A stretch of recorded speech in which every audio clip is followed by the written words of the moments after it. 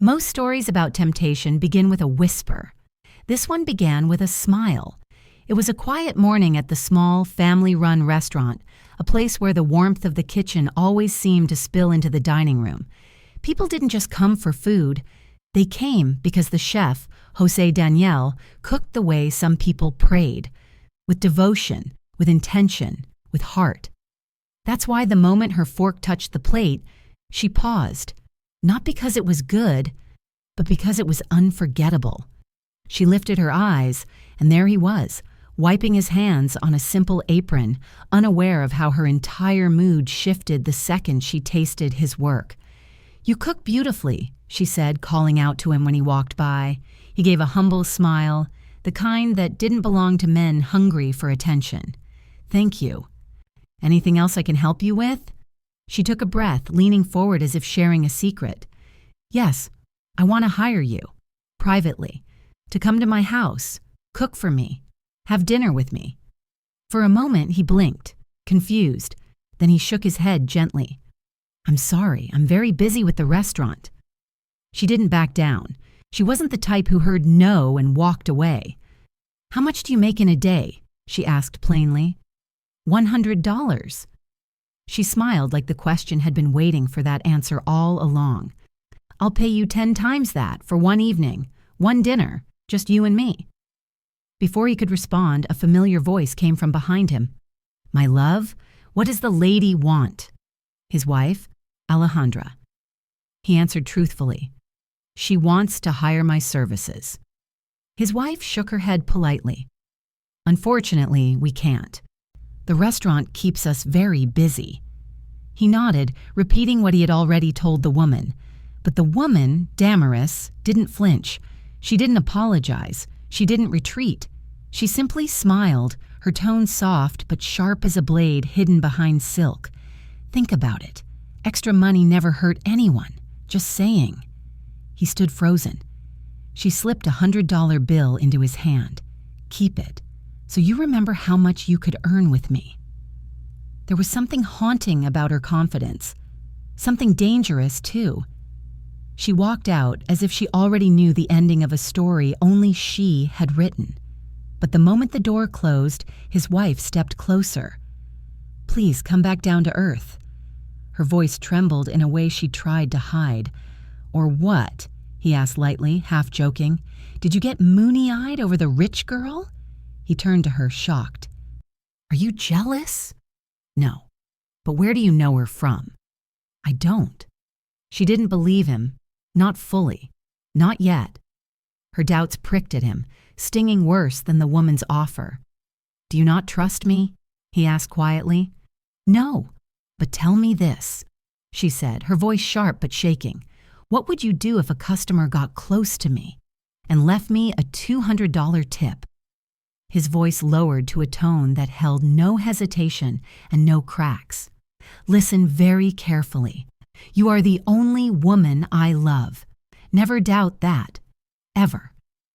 She breathed out slowly, unsure whether she felt reassured or afraid. But while the kitchen filled with the scent of spices and simmering broth, across town, something colder was brewing. Damaris sat in the back of her black car, her gaze narrowed, her thoughts simmering. Her driver spoke without turning his head. "He didn't accept your proposal."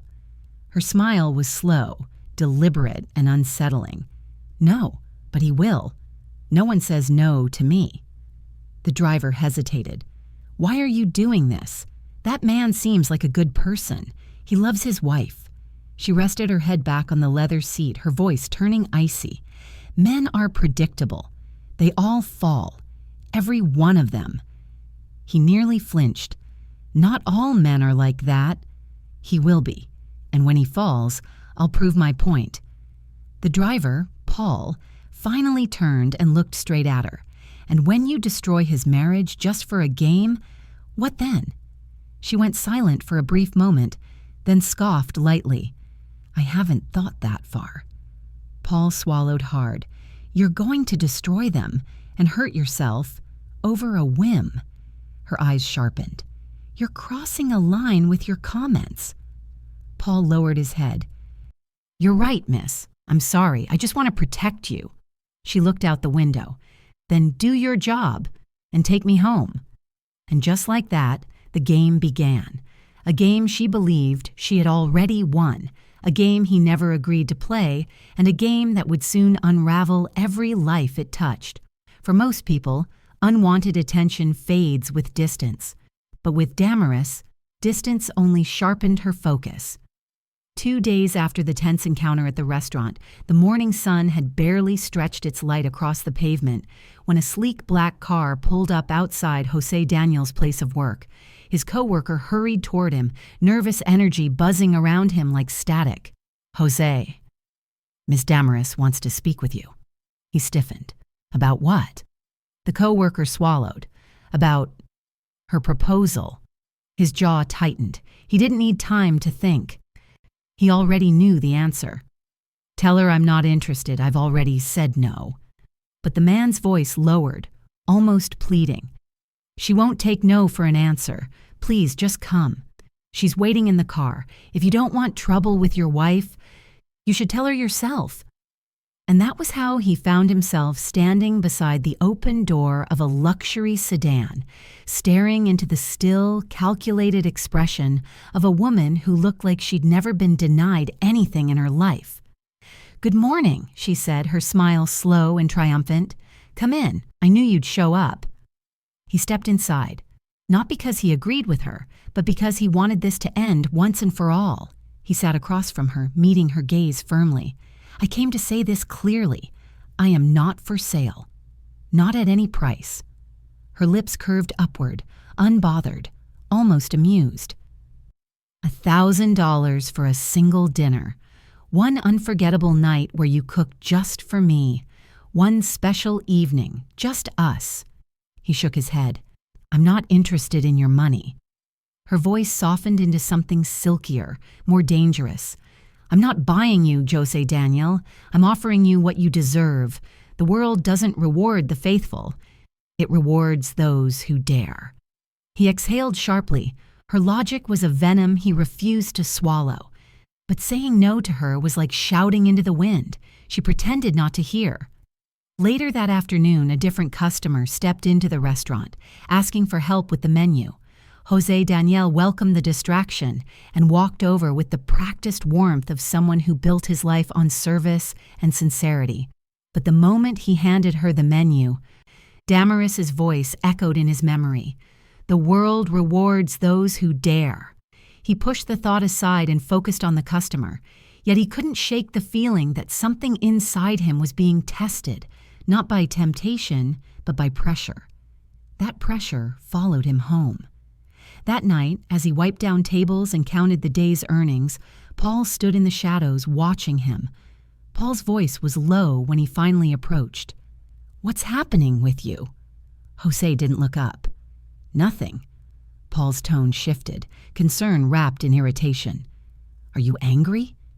The question hung in the air for a moment, heavy and uninvited. But before he could answer, chaos erupted near the entrance. 2 masked men stormed in, shoving Jose aside and grabbing his wife. "Give us everything you sold today or he gets hurt." Alejandra froze. Jose stepped forward instantly, hands raised. "Take it. Just stay calm. Please, don't hurt her." His heart pounded as the men grabbed the register's contents and rushed out as quickly as they had appeared. The silence that followed was suffocating. It was only when they locked the doors and pulled down the shutters that Paul repeated quietly, "Now tell me, what's really going on with you?" Jose sank into a chair, covering his face with his hands, and when he finally spoke, his voice was tired and raw. "It's not anger. It's sadness. I'm sad watching you waste time on pointless games." Paul turned away, jaw tightening. "There's nothing wrong with having a little fun. That kind of fun only leaves emptiness. You know that. You know it better than anyone." Paul's facade cracked. He wasn't just a driver. He was a man who cared, and cared deeply. "Why do you worry about me so much?" Damaris had once asked him. Tonight he finally gave the unspoken answer meaning, "Because I don't want you to hurt again." He swallowed hard, looking anywhere but at Jose. Do you think being left at the altar is something you just forget in front of a whole church?" His voice trembled at the edges. "Because someone failed you doesn't mean everyone will. If you'd just look up, you'd see there's someone right beside you who loves you more than you realize." He didn't say who. He didn't need to. But he did say one thing that would change everything. "I'm only working until the end of the month. Personal reasons. Please, don't ask me more." The night swallowed the rest of their conversation, but the storm brewing in all their lives had only begun. Sometimes life doesn't warn you before it shatters. Sometimes the cracks form quietly, so quietly that you only realize what's happening when everything gives way at once. For Jose Daniel and Alejandra, the collapse began on a day that looked perfectly ordinary. The restaurant had reopened after the robbery incident. They were both still shaken, still carrying the weight of fear in their bones, but they tried to move through the hours as if life were normal. They smiled at customers. They wiped counters. They clung to routine the way a drowning person clings to driftwood. But there was something different in Alejandra's eyes that morning. A glassy shimmer, a trembling underneath her usual warmth. He noticed it the second she tried to stand up too quickly, her hand pressing against her stomach as if something inside her was pulling all the strength out of her body. "Alejandra, are you okay?" He reached for her arm, her breath hitched, and then her knees buckled. Everything else happened fast, too fast. "Call an ambulance," he shouted, catching her before she hit the ground. He could feel the panic rising through him like a tidal wave. "Stay with me, my love. Please stay with me." Her lips trembled as her head fell against his chest. "Jose, something's wrong." He didn't need her to say anything more. Her skin had gone cold. Her pulse felt too faint, too far away. By the time the paramedics arrived, Jose Daniel was half out of his mind with fear. He rode with her to the hospital, holding her hand the entire way, whispering prayers into the trembling space between them. When they arrived, the doctors rushed her inside, leaving him alone in a hallway that smelled like antiseptic and anxiety. He paced. He sat. He stood again. He prayed harder. Every minute felt like an hour. Every second felt like a threat. Finally, after what felt like an eternity, a nurse stepped out. "Mr. Jose Daniel, you can come in now." He didn't breathe again until he saw her, pale, exhausted, but awake. "I'm here, Alejandra. I'm right here." She looked at him with eyes full of fear and hope tangled together. "Did I lose my baby?" she whispered. The doctor answered gently before he could. "Yes, but you're out of danger now." The world seemed to tilt. He felt something inside him collapse in a way words could never describe. Alejandra burst into tears, soft, shaking, heartbreaking sobs. "Our baby, Jose, my baby." He cupped her face with trembling hands. "Don't say it was your fault. Don't ever say that. This wasn't your fault." "Why does everything happen to us?" she cried into his chest. "Why can't we just catch a break?" He held her tighter. "We'll get through this. Together. My love, you're not alone." She clung to him like he was the last safe place in a burning world.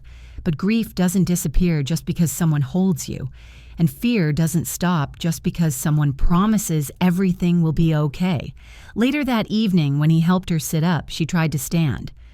"What are you doing?" he asked gently. "I'm going to get ready to go with you. We have to open the shop." He shook his head firmly. "No, the doctor said you need rest." "But you can't do everything alone. I want to help." He touched her cheek softly. "You can help me by getting better. Please, don't push yourself." Her eyes filled with a different kind of sadness then, a sadness that comes from feeling like you're not enough. "I don't want to be a burden to you." He stepped closer, his voice steady and warm. "Don't ever say that. You're my wife, my partner, in good times and in bad. That's what we promised." A long silence drifted between them. Then she nodded, finally allowing herself to sit back down. "If you need anything, call me. I'll be right back." "Take care, my love," she whispered. He kissed her forehead and left the room, unaware that outside the hospital walls, a new storm was already waiting for him. When he returned to the restaurant, a familiar voice greeted him from behind the counter. "You finally showed up, Mr. Jose Daniel." Miss Frances, the bank officer. Her expression was sharp, unforgiving. "You're behind on your payment, and I need it. Now." He swallowed hard.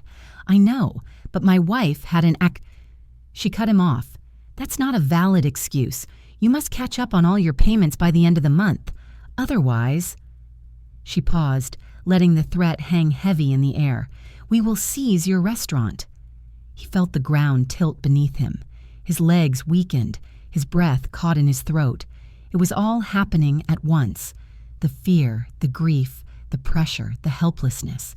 And then, like a ghost returning to haunt him. A chilling voice echoed in his memory. "I'll pay you 10 times more for one dinner at my house. Think about it." Desperation isn't loud, it whispers. And tonight it whispered in his ear with a voice he didn't want to hear. His world was collapsing, and someone out there was waiting for him to fall. Some decisions in life are not made with the mind. They are made with exhaustion, with fear, with the quiet panic of a man standing at the edge of everything he loves. For Jose Daniel, that moment came the night after the hospital, after Miss Frances threatened to seize the restaurant, after life had squeezed his chest so tightly he could barely breathe. He had held his wife's trembling hands that morning. He had kissed her forehead and told her not to worry.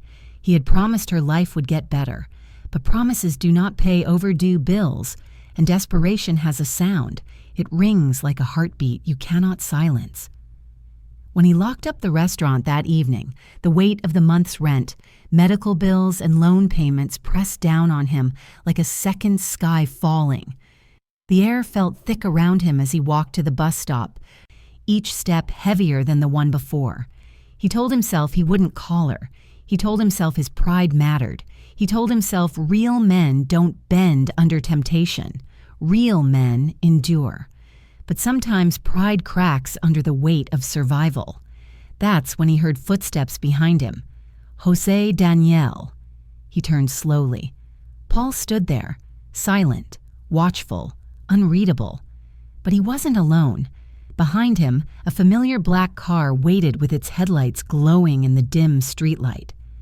"Miss Damaris is waiting for you." His tone held no judgment, no blame, only inevitability. Jose swallowed hard. "Why?" "Because you need money, and she has a job for you." The words tasted bitter. Paul stepped closer, lowering his voice. "Don't hurt her." He paused, choosing every word carefully. "Whatever you decide, don't hurt her." Jose didn't understand the warning, not yet, but exhaustion does strange things to a man. It softens his defenses, blurs his principles, fogs his convictions. And so, for the first time, he didn't say no. He followed Paul to the car. The door opened before he could even blink. Damaris leaned back in the leather seat, her expression calm, triumphant, almost regal. "I'm glad you came." He didn't sit, not yet. He stood by the open door, gripping the edge so tightly he could feel the fabric biting into his skin. "I need the money," he admitted, the words tasting like defeat. "Tell me, what is the job?" Her smile deepened. "Sit down, Jose. We need to talk." He hesitated only a moment before sliding into the seat across from her. She looked at him like a scientist observing a rare specimen. "Let me start with something simple," she said. "How long have you been married?" 1 year. "And have you ever been unfaithful to your wife?" He recoiled slightly. "No, never." She crossed her legs gracefully. "There's always a first time." His jaw tightened. "What do you mean by that?" She leaned forward, her perfume drifting toward him like smoke. "A lot can happen tonight. Don't pretend you don't know that. You're here because you need money, and because whether you like it or not, you're willing to do what I ask." He stared at her, stunned by the bluntness. "I came to cook. Nothing more." You came because life pushed you to my door, and because men, no matter how loyal they appear, all have a breaking point." He exhaled sharply. "You're used to buying everything you want, aren't you?" His voice rose, not with anger, but with a tightly coiled frustration he had been holding inside for weeks. "Not everything." She cocked her head slightly. "Only what I like." He shook his head. "What did you see in me that was so special? I'm just a cook, nothing more." Her expression changed, softened, just for a fraction of a second. "I like men with principles, Jose. They're harder to bend and much more satisfying to break." He leaned back, disgusted. "So this is a game to you. You want to see if you can corrupt a good man." "Exactly." For the first time that night, her honesty left him speechless. She kept going. "Men fail. They always do. Just like the man who left me standing alone at my wedding." Her voice cracked, not loudly but enough for him to hear the wound beneath the cruelty. He stared at her, the pieces slowly coming together. "You looked into me, didn't you?" he said softly. "You found out who I am. And now you're trying to prove good men don't exist." Her eyes narrowed. "And are you going to tell me you're a good man? Look at you. You're here, in my house. Out of necessity, not desire. Doesn't matter. You still came." That was when something inside him snapped. Not in anger, but in truth. "Yes, I need the money, but I'm not going to crash headfirst into these ridiculous games. I came to cook, and if that's not what you want, I'm leaving." He stood up. The chair scraped backward. Her breath caught. Paul instinctively stepped forward as if bracing for impact, but Jose Daniel didn't look back. He walked toward the door. He reached for the handle, and then, her voice, thin and strained, followed him. "He'll come back." Paul added quietly, almost sorrowfully, "Miss, today is my last day working here."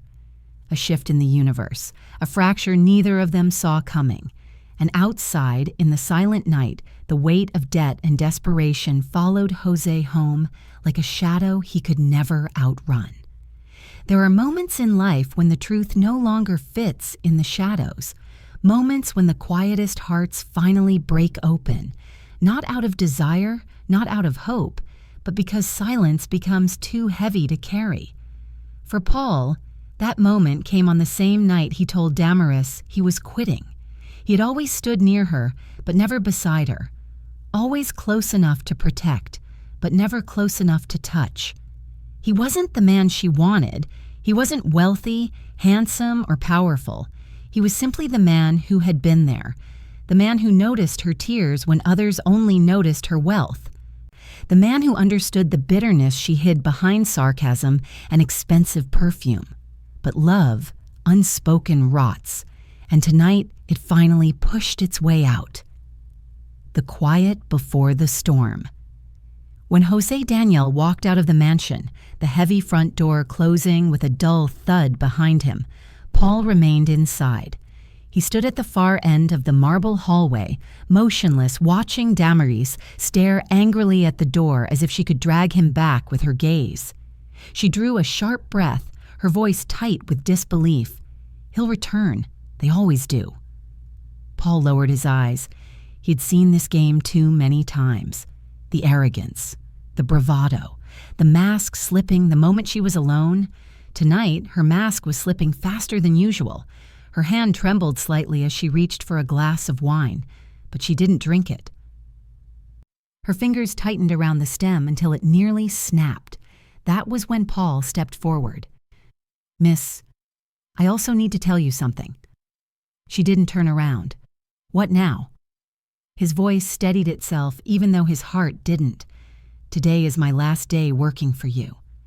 Slowly she turned. Her eyes narrowed, not in anger but in something closer to confusion. "Still on that idea? After all these years?" He nodded. "Yes." A beat of silence.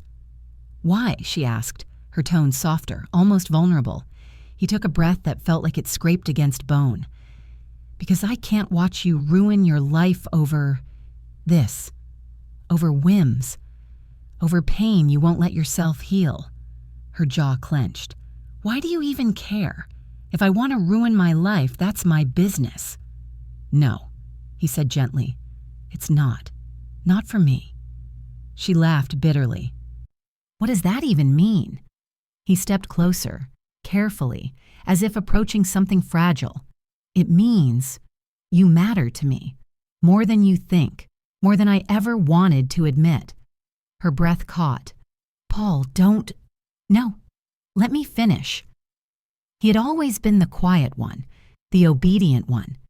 Tonight he wasn't either.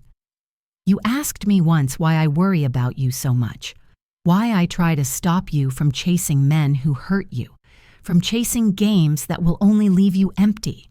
A pause. It's because I love you. The words landed between them like something fragile and dangerous, threatening to shatter if touched.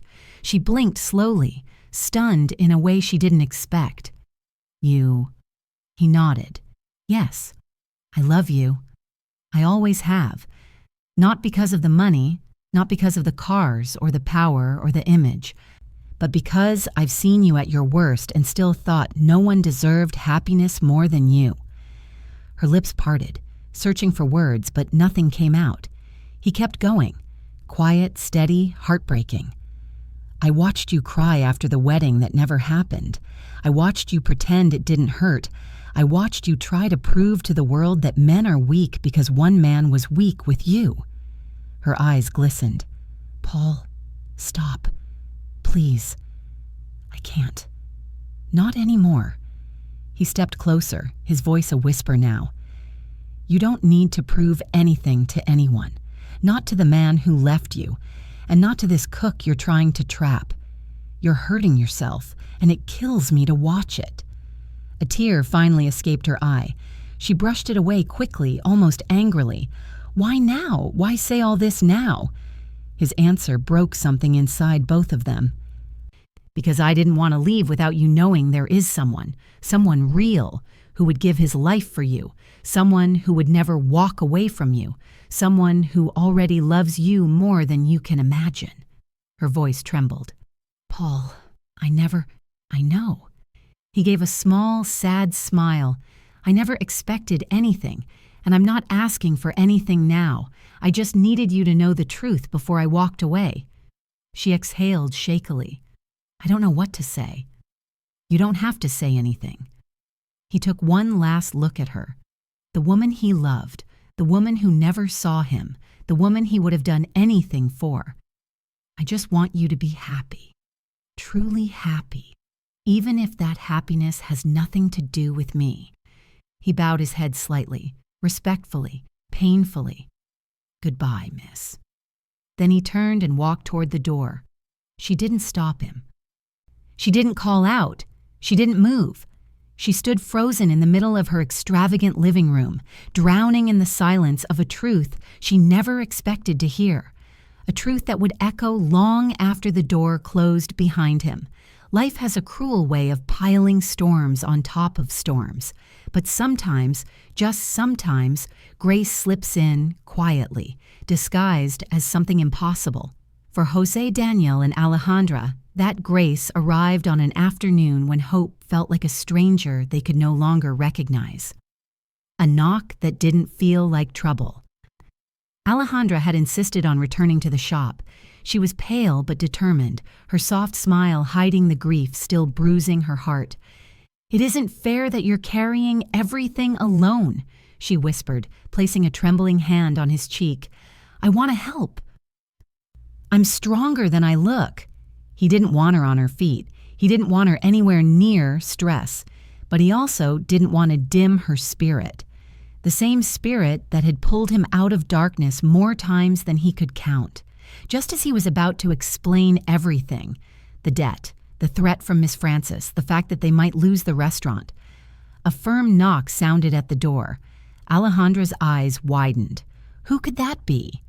Jose opened the door slowly, cautiously, and there stood a man in a crisp suit, holding a stack of neatly prepared documents. He looked official. He looked serious. He looked like another disaster. But when he spoke, the tone was surprisingly warm. "Good afternoon, Mr. Jose Daniel. I've brought documents from the bank." Jose's stomach dropped. "Please, not today." The man blinked, confused. "Sir, these are good news." Jose froze. "Good news." He didn't trust the words. Not anymore. The man nodded, handing over the papers with both hands, the way you'd hand someone a fragile gift. "These documents confirm that you have no debt with the bank." Silence. Total silence. Alejandra pressed a hand to her chest. Is this a joke?" "No, ma'am. It's real." Jose stared at the pages as if they might burst into flames at any moment. "But how? Why?" "My wife was hospitalized. I couldn't make the payments. We're behind. Sir, every year the bank erases the debt of one entrepreneur in the community, and this year it was your turn." The officer smiled, patient and rehearsed, but Jose could hear the wavering uncertainty in the man's tone. It sounded like someone delivering a script he didn't fully believe. Alejandra wiped her eyes, her voice breaking. "Oh my God! Finally something good!" the man continued, sliding the final document across the counter. "You just need to sign here, and your debt will be officially closed." Jose reached for a pen and realized his hands were trembling. "Oh, okay." He searched his apron pockets. I lost my pen." "I'll go get one," the officer said politely and stepped out. The moment the man left, Alejandra turned to her husband with a shaky laugh. "Jose, can you believe it? Something is finally going right for us." But Jose didn't answer. He wasn't smiling. He wasn't celebrating. He was staring at the documents with a frown. "What's wrong?" she asked softly. He shook his head slowly. "The bank never forgives debts. Something here isn't right." Before she could respond, the officer returned and handed him a pen. "Here you go, sir. And thank you for being part of the bank's family." He signed. Because what else could he do? Miracle or not? The alternative was losing everything. The officer left. The door closed. But the question stayed, the truth behind the miracle. Later that day, as Jose organized receipts behind the counter, he felt a presence beside him. Alejandra stepped closer, touching his arm. "My love, finally something good came our way. Please let yourself enjoy it." He sighed. "I just want to understand it." She gave him a tired smile. "Maybe not everything needs understanding. Maybe today, we're just blessed." He took her hands in his. "I promise you one thing, Alejandra. Even if life tests us again and again, I will give you a child one day. Our family will grow." Her eyes softened. "Don't think about that now. We have each other." "That's enough." He nodded, though the ache still lingered, the unexpected visitor. Just as they were closing up, the bell above the restaurant door jingled. A figure stepped inside, graceful, calm, elegant. Damaris, the woman who once tried to purchase him like a luxury item. Alejandra stiffened. "Good afternoon," Damaris said politely. Jose stepped forward cautiously. "What are you doing here?" She lifted a small gift bag from her hand. "Relax. I only came to thank you for what you did for me." Alejandra's eyes narrowed. "What he did?" Damaris smiled gently. "You paid the debt." Jose blinked. "You?" She shrugged, almost shy for the first time since he'd met her. "It was the right thing to do."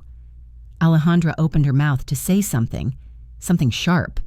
But the bell on the door jingled again. The bank officer stepped in, breathless. "Sir, one more thing." They all turned toward him.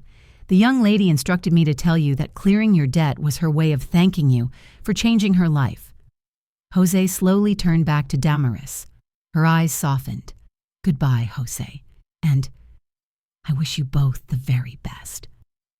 She gave a small nod, a farewell, a closure, a silent apology for a story she never should have begun. Then she stepped outside, disappearing into the evening. Alejandra let out a breath she didn't know she'd been holding. What did she want? Her voice wavered with an emotion she refused to name. Jose placed an arm around her. She was getting a quote for dishes for 50 people, that's all. Oh. He cupped her cheek gently. Don't get the wrong idea. I love you, and apparently, she has already found someone else to love. Alejandra leaned into him, the tiniest smile forming, and for the first time in a long time. The storm felt like it might finally be passing. Some endings don't arrive with fireworks. Some don't even feel like endings at all. They feel like gentle doors closing, so a new one can finally open. For Damaris and Paul, for Jose Daniel and Alejandra, the final chapter began quietly, almost timidly, just after one story of debt and desperation had finally been laid to rest. A woman no longer hiding behind Miss. That evening, Paul knocked softly on the door of the guest house where he had been staying since leaving the mansion. He expected silence. He expected distance. He expected the loneliness that usually follows a confession of love that cannot be returned. Instead, when the door opened, she stood there. Damaris. Not Miss Damaris. Not the intimidating woman with impossible standards, not the wounded soul hiding behind sharp words and expensive jewelry, just a woman. A woman with carefully tied hair, a trembling smile, and eyes that no longer pretended to be made of glass. Paul? Are you busy? He blinked, surprised. No, of course not. Are you okay? She stepped closer, closing the distance between them like someone who'd spent too long running from herself. I'm not Miss today. I'm just someone who wants to thank you. Her voice cracked, softly, honestly. And someone who needs to ask if we can talk about us. Paul swallowed hard. He had waited years for her to say those words, years standing in the background, years loving someone who refused to look anywhere but backward. He stepped aside gently. Come in. She didn't sit at the table or on the sofa. She stood in the center of the room, clutching her small purse with both hands, as if grounding herself. You were the only one who saw me, Paul. Her voice was fragile in a way he'd never heard. Not as a rich girl, not as a bitter woman. You saw me when I didn't want to be seen, and I didn't know how to appreciate that. He shook his head. You don't owe me anything. I never asked for... I know. She cut him off gently. That's what makes it matter. Her eyes filled with memories she had finally stopped fighting. Do you remember the cookies you used to bring me? He nodded, confused. They don't taste the same anymore because they're not from you. For the first time, she smiled, not the practice smile she used with the world, but a soft, vulnerable one that belonged only to him. I've made mistakes, Paul. So many. But for the first time in my life, I want to do something right. He stared at her, heart pounding. Are you sure? Her answer didn't hesitate. I've never been more sure. And if you're willing, I'd like to try. Without games, without testing anyone, without hurting myself or anyone else. Paul stood still, as if afraid any movement would break the moment. Then he nodded, voice low, warm, steady. If you come without games, the answer is yes. She inhaled shakily, her smile trembling. I promise, no games. And for the first time since the day she was left at the altar, Damaris felt something she hadn't let herself feel in years. Hope. Returning what was never stolen across town in the warm light of their small restaurant, Jose Daniel and Alejandra were sweeping the last crumbs from the tables when the evening sun dipped below the horizon. They felt lighter now, not because life was suddenly perfect, but because they finally had space to breathe again. As Alejandra stacked clean plates, Jose leaned against the counter. You know, he said softly, today felt like the first day in a long time where it didn't feel like the world was collapsing on us. She brushed a loose strand of hair from her face. Maybe the world wasn't collapsing. Maybe it was just clearing room for something better. He smiled, pulling her into his arms. I love you, Alejandra, more than anything." She rested her head on his chest.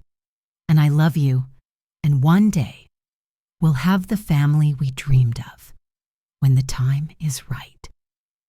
Just then, the bell above the door jingled. A familiar voice called out, calm and sincere, "Good afternoon." They turned.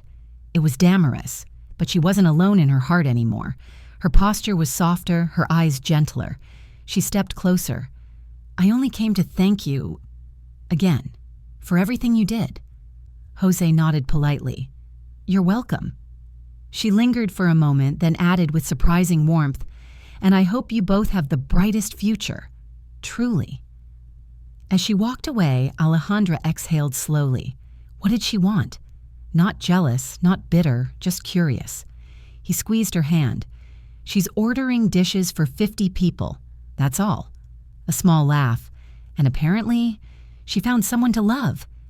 Alejandra smiled, relief pooling at her feet. Good for her. He leaned forward, kissing her forehead.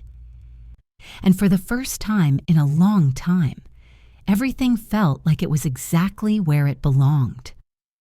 A story, ending the way it should. In the end, a marriage was saved.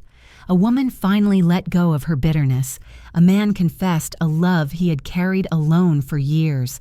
And another man, simple, honest, faithful, remained unbroken in a world that kept trying to bend him. Not because he was perfect, not because he never doubted, but because he understood something deeper, real love, the kind that survives hardship, mistakes, and fear, is never bought. It is chosen over and over again, and this time, everyone finally chose right,